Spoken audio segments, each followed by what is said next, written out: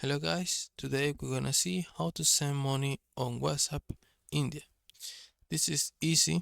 The first step you need to do is open your WhatsApp and then open a chat, whatever you want, whatever chat you want, and then right here in this section you're going to see this button.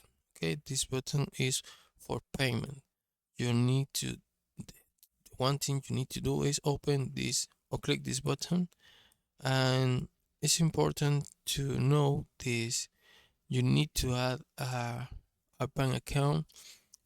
You need to link a bank account to your WhatsApp account to send money. You can do this in the setting options in your WhatsApp app, and then you're going right here, you're going to click and then you're going to change your amount. It's really easy.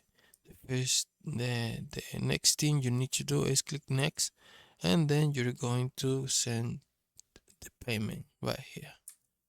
And yeah, this is you need to enter your UPI pin, and here you go. That is it's really easy. I hope this video was helpful. Please comment and subscribe.